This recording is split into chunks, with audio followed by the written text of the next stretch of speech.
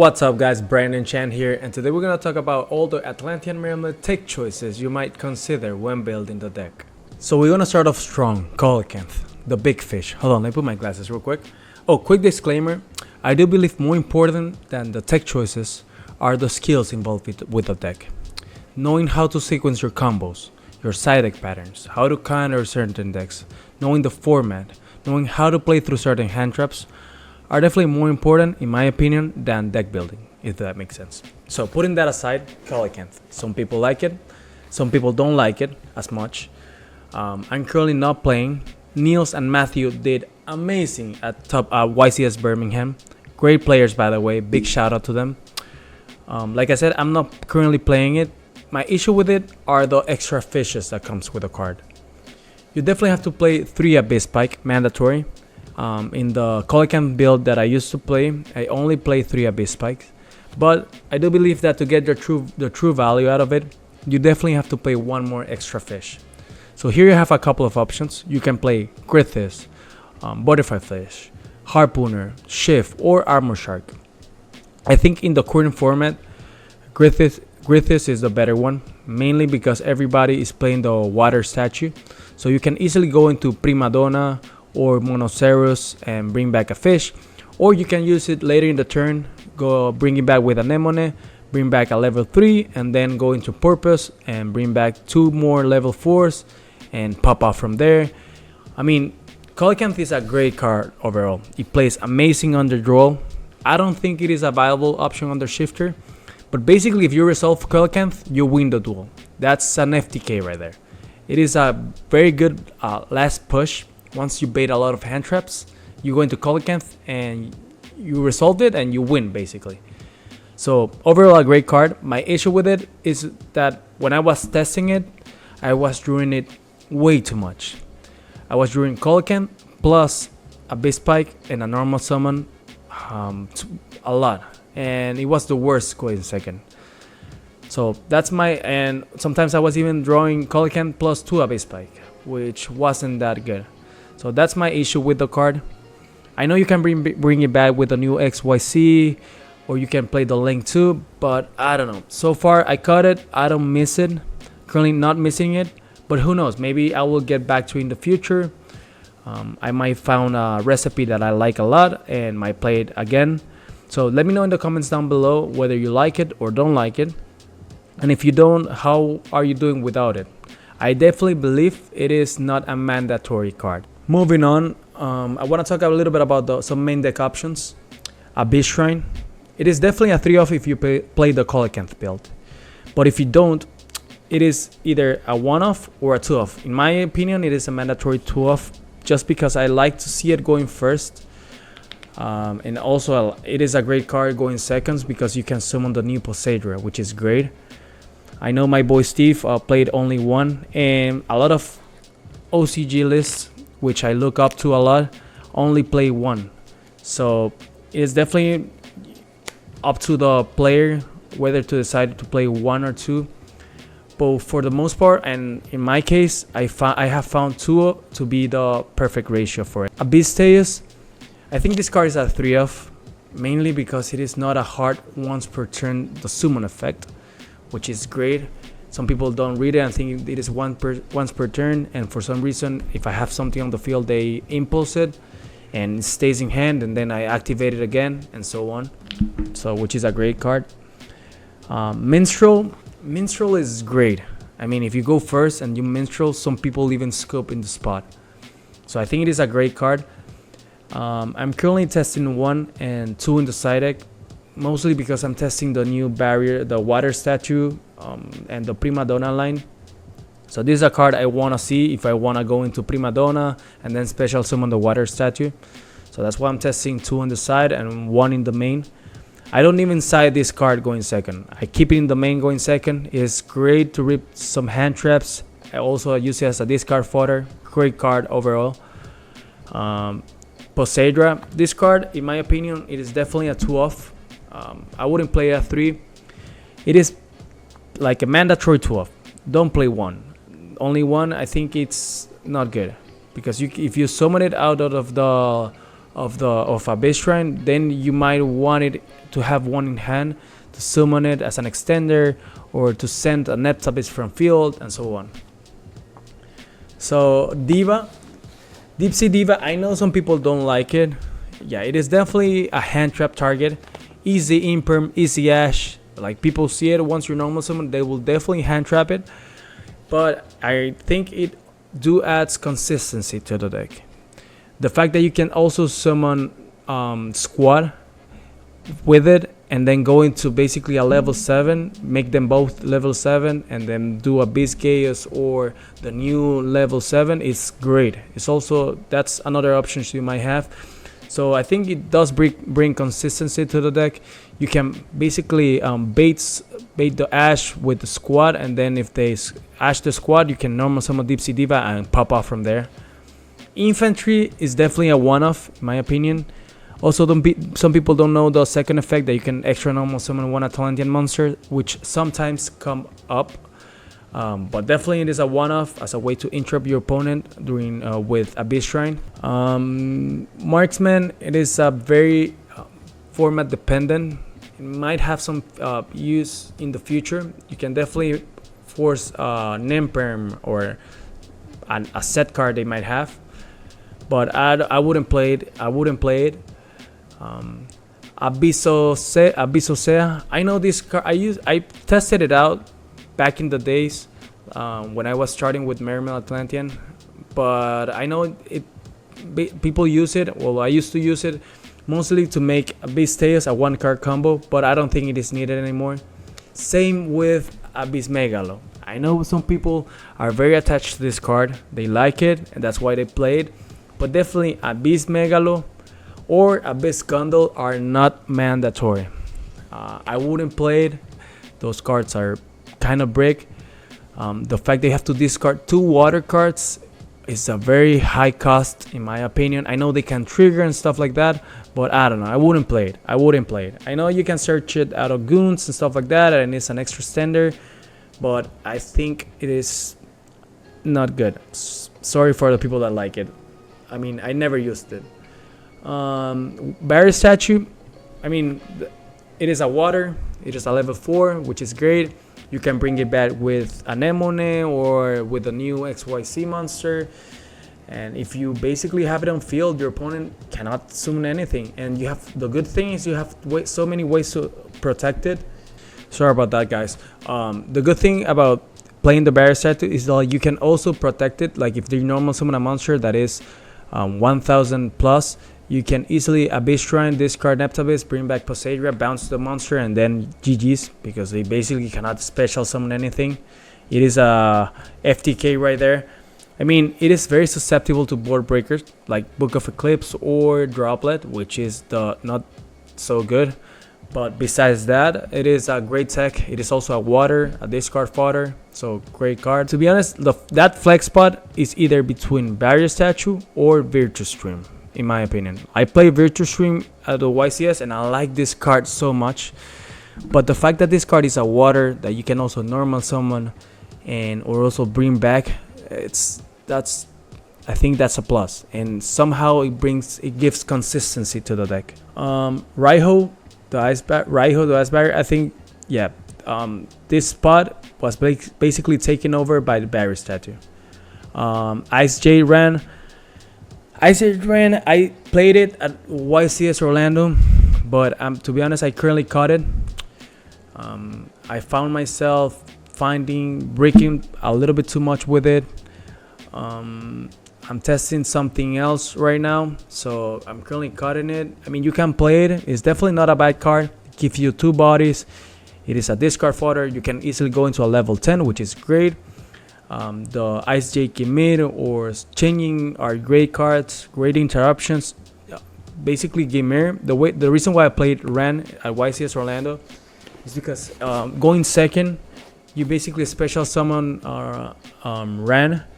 And if you go into Gimir, you can activate its effect and you basically turn off the trap and Heart of Scripture, which is incredible. I mean, I think Ran is a great card. I might go back to it in the future, but currently I'm testing without it, and so far so good. Mulling Glacier, Some people are cutting it because I know it is a brick. It is true, it is a brick, but I do like this card. It is basically a guarantees FTK, if that makes sense. If you basically minstrel your opponent and you see they have basically some board breakers you want to get rid of, you basically molding Glacier, and you either rip starters or board breakers, which is great. It is also an extra body that you can turn into a level 7. Use it as an extender or as a card to FTK. It has 2,800 attack, so it is a big body. So I don't know, I like the card, but I can see myself also playing without it. But currently I'm playing it. I have seen that basically Niels didn't play it and did very well, but I don't think I'm gonna cut it in the near future. Another card is Tidal. Tidal is a very interesting choice. It is a discard fodder. It is also an extra body, an extra extender. I can see myself playing and testing it out. Tidal, to be honest, I haven't tested it out, so I don't have a big opinion about it. But I have seen OCG lists and neither of them played it, so that makes me a little bit hesitant whether play it or not. So probably it's not worth it. Same with Area. I have seen some lists playing 1 for consistency, but to be honest, I don't think it is worth it. I'd rather play 40 and cut some bricks. Abyss Scales, definitely don't play it. Another brick. If you want to play an equip spell, play Abyss Sting. That's the one that I think it's worth it. I like Abyss Sting not only because it can special summon from grave or from hand, non-targeting. It's because of the fact that it can recycle cards, and I feel like I know you can recycle with Toad, but I think that's not enough. And in a grind game, this card can help a lot. You can keep recycling it, like for example in your opponent's turn you have it in hand, and then you have so much follow-up, which is even like better. So I like this card. I might cut it. I'm gonna put this right here. These cards are cards that basically are optionals, depends on how the deck evolves, but we'll see. Currently I'm liking these 2 cards.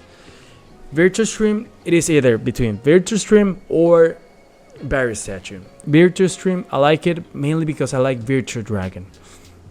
I think Virtue Dragon, it's a great way. Once you bring back 3 bodies from the XYZ Poseidra, you go into Virtue Stream search.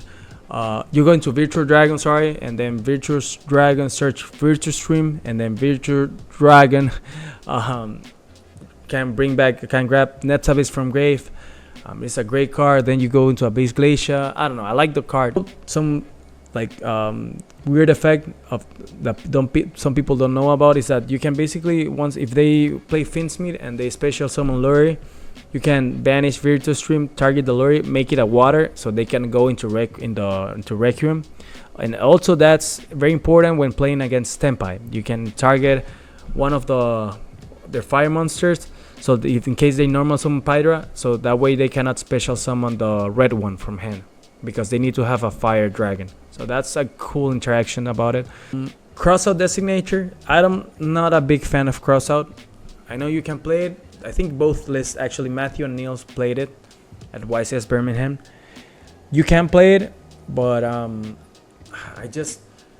every time I play this card, I basically draw the one-offs. I never draw Crossout. Like for example, every time I play Crossout, I draw the Fuwalos and Crossout, and they basically, my opponent Fuwalos me. That always happens, so I hate when that happens. I also test out this card playing Malice, and I'm so tired of seeing Crossout Designator plus Lancia in hand. It's the worst. So no, I think 1-for-1 and Pot of Prosperity are kind of mandatory. Just consistency. You can play a small world, but I don't think it's worth the -1. And to be honest, I have never tested it out. I have seen some people played it, but I don't think it's necessary right now. Talent is a great card. There are so many hand traps in the format, but I just haven't found the space for it. I played one at YCS Orlando, but I'm switching it to something else, because if I don't have starters or a way to bait interactions, then it's not worth it. So I cut it out, currently testing without it, but I wish I could play three of them. Now Deep Sea, Aria, this is a card I'm currently testing. Steve that made top 64, also a great player. Shout out to him, by the way. He have a great insight of the deck. Played it, and I'm currently testing it out. To be honest, we'll see how it goes. I'm not a big fan of it, mainly because it is not a one card starter. But if you manage to get a Watering Grave, it is a great card. You can basically search anything. You can search Minstrel, Dragoons, or anything like that, or even Neptibus. Or Squad, which is a great card, or Infantry. I mean, you have so many options. But yeah, I'm testing it out, and I will let you guys know how it goes. Beast Team or the Abyss Spheres, I don't think it's worth playing. Adding 2 more bricks to the deck. I think the only basically bricks that I want to play are either Virtus Stream, Barrier Statue, or Abyss Sting or Moonling Glacier. Those are my go-to bricks, basically. I don't think the material, the trap card, the counter trap card that you search with this card is basically worth it as well. Gamma Seal is something I'm actually kind of interested in. The fact that you can throw in a Kaiju and then bounce it back with the Poseidra, I feel like that's great. And then Kaiju again, incredible. And it is also a discard fodder. It's amazing. I mean, that's something I'm kind of like looking into. I like the fact that you can bounce it back. Forbidden Droplet. So definitely now in this format, XYZ Encore is definitely mandatory. A 3-off. And something I'm consider is either a 2-off or a 1-off of Droplet. I want to have another out for Dweller. And also I think Droplet is going to be good against Blue Eyes as well. Called By. So I used to play Called By in the main, but I have seen a lot of lists, not only Atlantean Mermail lists, but also Malice lists that have side deck Called By, which is now basically you can, I think, side decking Called By is the go-to choice. Impulse, mandatory. Imperm, Ash, just amazing cards. Fuwalos is really good as well. The Molcharmi, the Purulia is definitely now a mandatory 3-off for the deck. I didn't play it at YCS Orlando, but now I have found some space for it. And it is a water discard fodder. At least it is an Upstart Goblin basically when going second. So great card overall. Troll, I cut it. To be honest, I had it for YCS Orlando mainly because of Rise of Mitsurugi, but I never resolved it. So I might gonna cut it. Chaos Hunter, I think it is a great card actually. I switched Chaos Hunter for I put in Chaos Hunter and switch the nibs. So I think it is great addition to the deck. Malice is basically one of the worst matchups, basically because of Shifter and the fact that they have body removals with the Heart of Cryptor or the trap card makes the matchup really hard, really difficult. But that's why you want to have cards like Lancia or Chaos Hunter that can turn off the deck immediately. Spooky Dogwater. I basically don't find myself going to time that much. That's why I don't play this card. Basically, you either win really quickly because your deck has a really good FTK combo, or you scoop really early. Heatwave, that's another option. I tested it out, but I didn't like it. Basically, that's for when your opponent shifter you heatwave them, and then they cannot do anything and they pass turn to you. I mean, but I'd rather have some better options. I'd rather make the hand trap lineup good and then try to hand trap them and then make them pass turn to me. I'd rather play cards like Chaos Hunter or Lancia for shifter decks. Metal Tronus, I know a lot of people play this for YCS Birmingham and YCS Orlando. It is a great card. My issue with it is that they can respond with other effects and then chain either Dweller or Detonator and send Detonator to grave and then bring it back with a rank 4 and so on. That's why I didn't like it, because we want to have out to Dweller. If they only have Dweller, great, but they usually have Dweller plus something else. They in the Raisel Mitsurugi they either have Dweller plus the trap, so they will basically negate. I mean, yeah, they can also negate Droplet, but in pure Raisel they might have Raisel the Dweller with Detonator, which in this case you can target Dweller, they can chain Detonator and then chain Dweller basically. I don't think it's really good to out Dweller. I rather play Droplet or XYZ Encore. Some extra deck options. Number 4, this is a great card. So my issue with Coelacanth, let's go back to it, is basically the only play we have if you don't play extra fishes. When they shifter you, is going to you bring back 3 Abyss Spikes, and then the only option you basically have is to go into Kraken. So I think this is mandatory if you play the Coelacanth build with 3 Abyss Spikes, because that's basically your only play when they shifter you. The Dear True Dragon, I think if you play the trap, it is a mandatory card, but I don't think it's worth it if you don't play the trap and if you want to play Barrier Statue.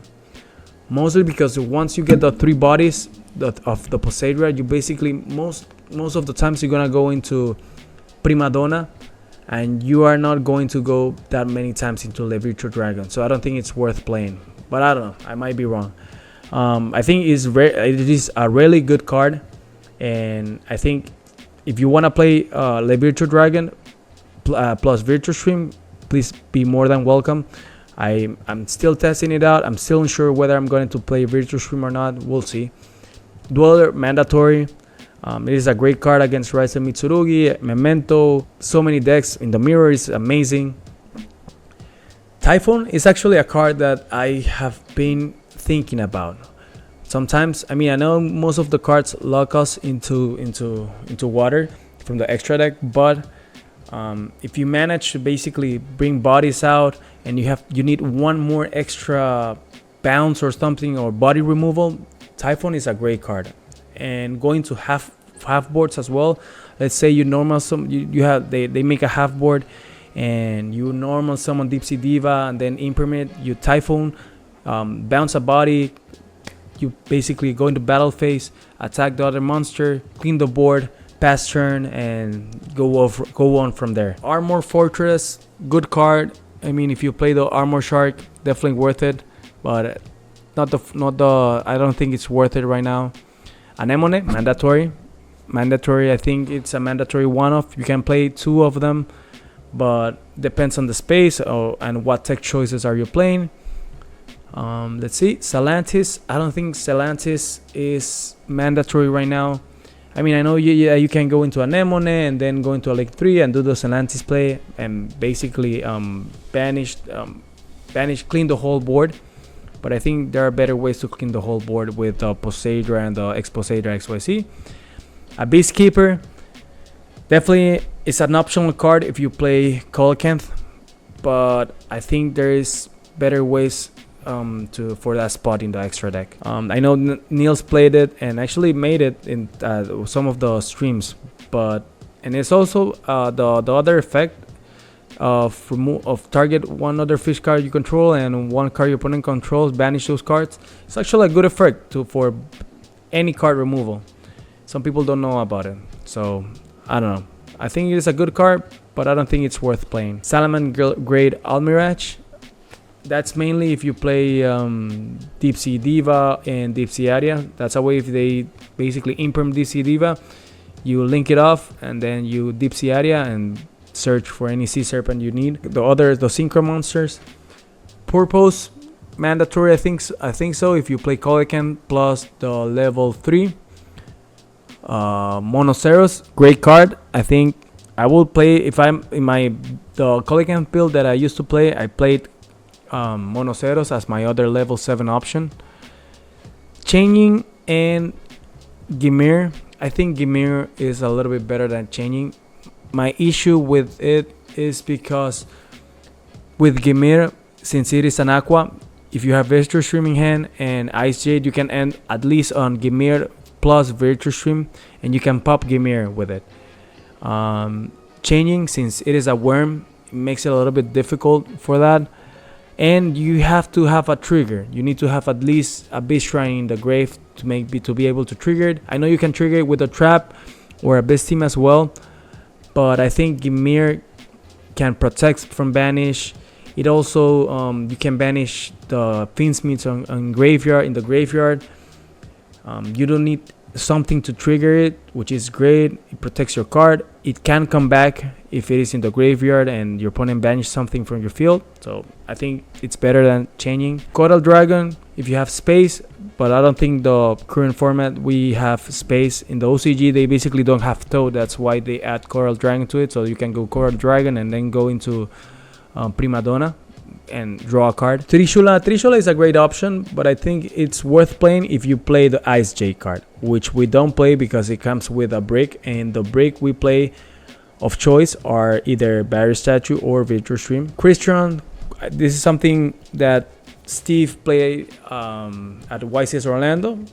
It's actually an interesting choice. I know that once you bring back the bodies with Poseidra, you go into Synchro 4 and then into Mohammed Shark, and then Mohammed Shark into Toad. Great tech option. I haven't tested it out. I know it worked for him, but we'll see. I might test it out in the future. Krog, I tested this card out. I like it. Mainly when you want to draw certain hand traps. So let's say you are looking for the Lancia or the Chaos Hunter. Going like if you go first and you are basically searching for cards, it is a great card to go into, but I don't think it's worth it, to be honest. Dragite, we don't have that much space for a level 8. We also have as level 8 options. We have these two cards. Actually, I think Ascan is a great card, especially if you play the shift build. Ascan is really good. You can bring it back. You can banish a card from their opponent's field. I think it's great. So when I was playing the shift build, I did tested this out and I did like it a lot. And then lastly is Goaty, which is basically if you play the shift build, which is not that popular in the current format. So that's basically it for today, guys. I hope you guys enjoyed the video. I try to go over as much as I can with the list that I had. I made the list from OCG and TCG deck list. Also, I would love to hear your opinion, whether you like Coelacanth or not. Do you think it is mandatory? Or if you know about any other tech choice that I didn't mention in the video, please comment it down below. I'll be more than happy to read it and learn from it. If you like the video, please don't forget to give it a like and also subscribe to the channel. Thank you very much.